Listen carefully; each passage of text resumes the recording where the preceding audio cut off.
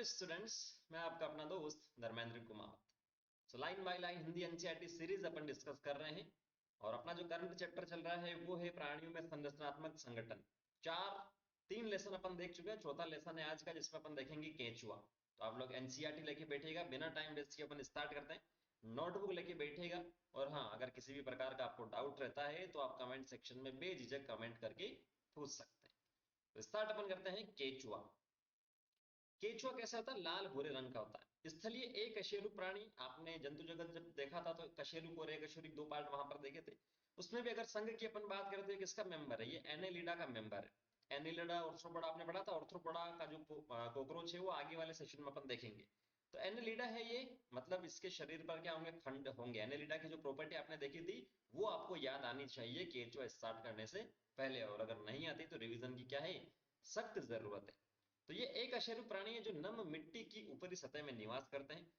दिन के समय में ये जमीन के अंदर स्थित बिलों में रहते हैं जो ये मिट्टी को छेद कर या निगल कर बनाता है। तो बिल जो है जरूरी नहीं है कि मिट्टी को साइड में करके ही बनाया जाए, मिट्टी को खाकर भी बनाया जा सकता है बिल। और ऐसी कला किसके अंदर है? केंचुए के अंदर है। बगीचों में ये अपने द्वारा एकत्रित उत्सर्जी मल पदार्थों के बीच ढूंढे जा सकते हैं। तो ये गंदगी में रहना पसंद करते हैं, खुद की गंदगी में ही रह जाते हैं। ठीक है। इन उत्सर्जी मल पदार्थों को कर्मी क्षिप्ति या वर्म कास्टिंग कहते हैं। काफी इंपॉर्टेंट है, ये काम में भी आता है वर्म कास्टिंग जो है।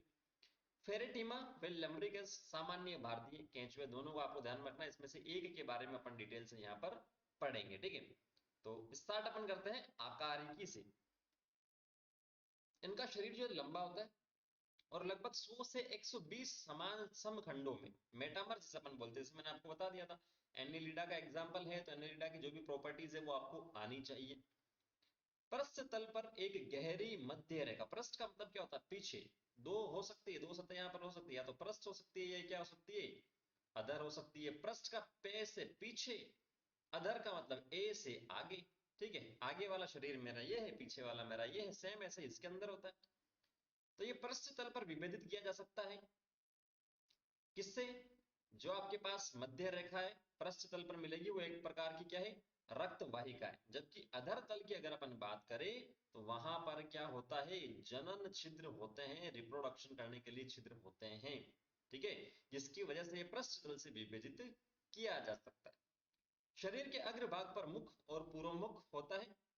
पूर्व मुख एक पाली है जो मुख को ढकने वाली एक फान नुमा संरचना होती है, और ये फान मृदा दरारों को खोलकर कर्मी को उसमें रेंग कर जाने में मदद करती है। तो ये मदद करता है मिट्टी को हटाने में इस प्रकार से। ठीक है, रास्ता बनाता है एक प्रकार से। पूर्व मुख एक संवेदी संरचना है और शरीर का जो पहला खंड होता है उसे अपन बोलते हैं पेरियोस्टोमियम या मुख खंड इसे अपन बोलते हैं, जिसमें क्या होता है? मुख उपस्थित होता है। मुख खंड ऐसा खंड जिसके अंदर क्या होता है? मुख होता है, तो वो मुख खंड हो गया सिंपल सा। तो ये आप देखेंगे पूर्व मुख प्रोस्टोमियम में आपको बता रखा है। ठीक है, ये पेरिस्टोमियम बता रखा है। परितुंड जो है यहाँ पर ये शूक वाला आगे अपन देखेंगे। ये विखंड है, छोटे छोटे खंड आपको यहाँ पर बता रखे हैं, यहाँ बता रखे और यहाँ बता रखे हैं। और ये मुख द्वार है जहां से जो भी मिट्टी है भोजन इसका अंदर जाता है। ठीक है, गुद्दा सबसे लास्ट में है। बाकी ये मादा जनन तंत्र रंध्र और नर बता रखा है। मतलब ये कौन सी सरफेस आपको दिख रही है? ये अधर दिख रही है क्योंकि ये नीचे की ओर होता है। ठीक है, तो ये आप देख सकते हैं डायग्राम में अधर है यहाँ पर सिंपल सा, और ये बाकी दूसरा कौन सा है? पृष्ठ है। ठीक है, क्लियर होगा ये? जैसे जैसे चलेगा वैसे वैसे क्लियर होता जाएगा, आपका डायग्राम अपन देखते चलेंगे। ठीक है, पूर्व मुख एक संबंधी हो चुका है। एक परिपक्व कर्मी में एक चौड़ी ग्रंथिल गोलाकार पट्टी 14वें से 16वें खंड की घेरे रहती है। इस ग्रंथिल उत्तक वाले खंड को अपन बोलते हैं पर्याणिक या क्लाइटेलम। क्या बोलते हैं? क्लाइटेलम। कौन से खंड में? 14वें से लेकर 16वें खंड को घेरे रहती है ग्रंथिल गोलाकार पट्टी। पट्टी जैसी संरचना होती है, गोलाकार है और ग्रंथिल है, मतलब कुछ ना कुछ यहाँ पर ये क्या करेगा? सीक्रेट करेगा, जैसे अपन ने बोला क्लाइटेलम। तो ये आप इसके अंदर देख सकते हो बालको, ये रहा क्लाइटेलम। ठीक है, तो ये 14वां खंड, उसके बाद में 15वां खंड और उसके बाद में 16वां खंड, ये जो है यहाँ पर होता है, इसे अपन बोलते हैं क्लाइटेलम। ठीक है, इसे अपन क्या बोलते हैं? क्लाइटेलम। इस प्रकार शरीर तीन प्रमुख भागों अग्र पर्याणिका पर्याणिक और पश्च पर्याणिक, जो पर्याणिक अभी अपन ने पढ़ा है उससे पहले वाला जो पोर्शन है, मान लो ये आपके पास 14 खंड, ये 15 खंड और ये 16वें खंड में क्या है, पर्याणिक है। तो पर्याणिक से आगे जो आएगा वो अग्र पर्याणिक हो जाएगा, जो पर्याणिक वाला रीजन है वो पर्याणिक हो जाएगा, और पर्याणिक से जो पीछे आ रहा है वो आपके पास क्या हो जाएगा, पश्च पर्याणिक हो जाएगा। ठीक है, तो ये आपको सिंपल सा ध्यान में रखना है, थ्योरी पढ़ते चलेंगे तो समझ में आता रहेगा। तब ये जैसे लिखा, तो यहाँ आप चाहो तो एनसीईआरटी में पेंसिल से लिख सकते हो अग्र, ये पर्याणिक हो जाएगा यहाँ पर, और ये पश्च पर्याणिक यहाँ पर हो जाएगा। आ गई बात समझ में, बोलो हाँ या ना। ठीक है, नीट की कसम होगी, नहीं आए तो बताएंगे। ठीक है, अब नेक्स्ट लिखा है, ये जो खंडों का खेल है सारा इसके अंदर, आप लोग नोटबुक लेके अगर बैठे हैं तो जैसे एक साइड में लिख देंगे खंड और दूसरे साइड में लिख देंगे अंग और या कार्य। ठीक है, इस प्रकार से आप नोटबुक में लिख देंगे तो काफी इजी रहेगा इसको लास्ट टाइम में रिवाइज करना, नहीं तो हो सकता है एनसीईआरटी आप भूल जाओ। ठीक है, 5 से 9 खंडों में अंतरखंडीय खांचों के अधर पार्श्वीय भाग में 4 जोड़ी शुक्र ग्रहिका रंध्र स्थित होते हैं। तो जैसे अधर बोल दिया है, अभी अपन ने पहले ही बोल दिया था, जो नीचे वाला जो पोर्शन होता है, अधर वाला जो पोर्शन होता है उसी में होता है।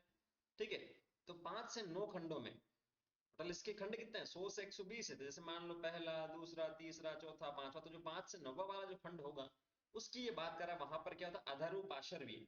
अधर का मतलब अधर पार्श्वीय, अधर का मतलब नीचे, पार्श्वीय का मतलब साइड में, तो ना साइड में है ना नीचे है, उसके बीच में है कहीं ना कहीं यहाँ पर। ठीक है, जैसे ये आपके पास अधर हो गया, ये पार्श्व हो गया, ये वाला जो सतह जो पार्श्व है जो साइड में, ठीक है, ये साइड में जो है, तो ना अधर है ना साइड में, इसके बीच में कहीं ना कहीं होगा, वो क्या होता है, अधर पार्श्व होता है। तो वहां क्या होती है, 4 जोड़ी शुक्र ग्रहिका, शुक्र ग्रहिका रंध्र होते हैं।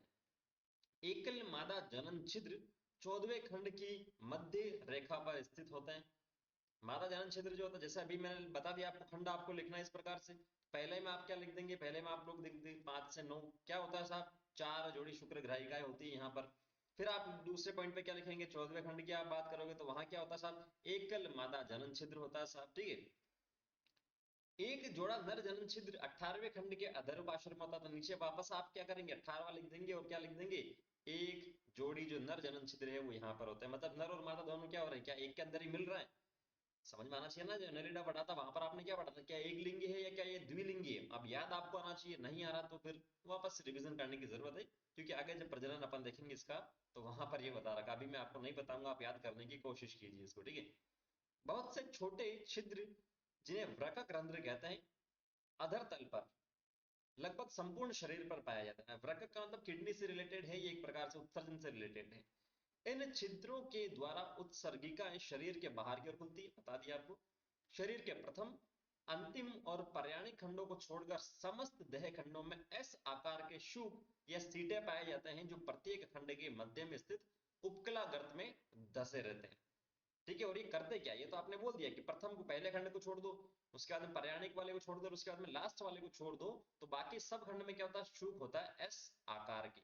अब ये करते हैं क्या साहब, ठीक है, नीचे गर्त में धसे होते हैं, ये करते हैं क्या, शुक जो है छोटी बाल के समान संरचना है, जो फैल तथा सिकुड़ सकती है तथा गति में महत्वपूर्ण भूमिका निभाती है। तो ये आपको ध्यान में रख लेना है, ये आपको क्या कर लेना है, ये आपको ध्यान में रख लेना है। तो ये शुक आपको बता रखा है, शुक वाले, तो ये सभी में होता है। पहले को छोड़ दो, इसको छोड़ दो, इसको छोड़ दो, इन तीनों खंडों को, 14, 15, 16 को, और सबसे लास्ट वाले को छोड़ दो, तो इन 5 को छोड़ दोगे, पहला ये, 3 ये और 1 ये, 5 खंडों को आप छोड़ दोगे तो बाकी सब पर क्या मिलता है, बाकी सब पर शूक मिलते हैं, जो गति में क्या करते हैं, महत्वपूर्ण भूमिका अदा करते हैं। क्लियर होगा इतना सा पॉइंट मेरे हिसाब से, कोई डाउट नहीं है, उम्मीद मैं करता हूं ऐसे। नेक्स्ट आगे चलते हैं अपन।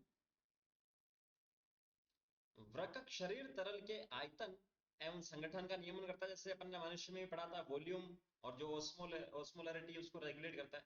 वृकक जो है कीपनुमा सिरे से प्रारंभ होते हैं, इस प्रकार से ये कीपनुमा है, तथा गुहीय कक्ष से अतिरिक्त द्रव को संचित करता है। गुही का मतलब जो बॉडी है, ये कोई इंचों का शरीर है, ये मान लो वृकक है, यहाँ से ये इस प्रकार का वृकक यहाँ से स्टार्ट हो रहा है ऐसे, या ऐसे अलग अलग प्रकार के जो वृकक अपन ने देखे थे, तो यहाँ से क्या करेगा, बॉडी की जो गुहा है, जो केविटी है, वहां से क्या करेगा, जो अतिरिक्त द्रव है, फ्लूइड है, उसे लेगा।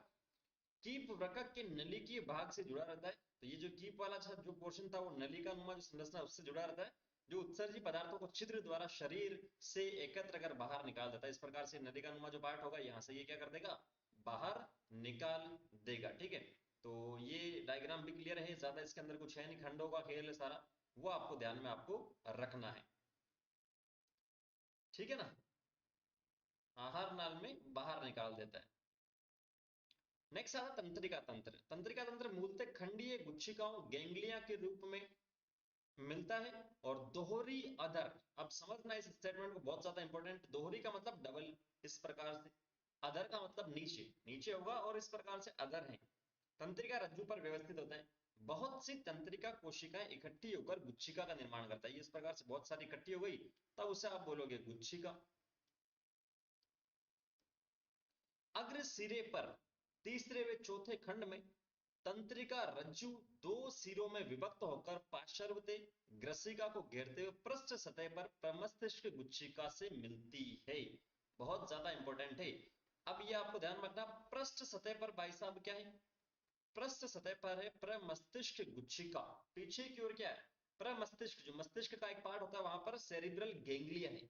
तो आगे वाले सिरे पर, जो अग्र सिरा तीसरे चौथे खंड में, वहां जो तंत्रिका रज्जु थी दो सिरों में विभक्त हो जाएगी। यहां से ही आएगी, एक इस साइड में, एक इस साइड में, और पीछे की ओर जाके जो पार्ट था, जैसे ये मान लो ये नीचे वाला अधर है, ये पृष्ठ है, तो पृष्ठ पर आपके पास भाई साहब क्या बता रखा है इसने, पृष्ठ पर बता रखा है ये आपके मान लो प्रमस्तिष्क गुच्छिका सेरिब्रल गैंग्लिया है। तो जो नीचे से जो आ रही थी वो दो पार्ट में इस प्रकार से विभक्त हो जाएगी, और यहाँ आके क्या करेगी, मतलब ये गोलाकार है ना, एक तो इधर से आएगी और दूसरा इधर से आएगी, और पृष्ठ पर क्या करेगी, उसे घेर कर, ग्रसिका को घेर कर क्या कर लेगा, सेरिब्रल गैंग्लिया से मिल जाएगा।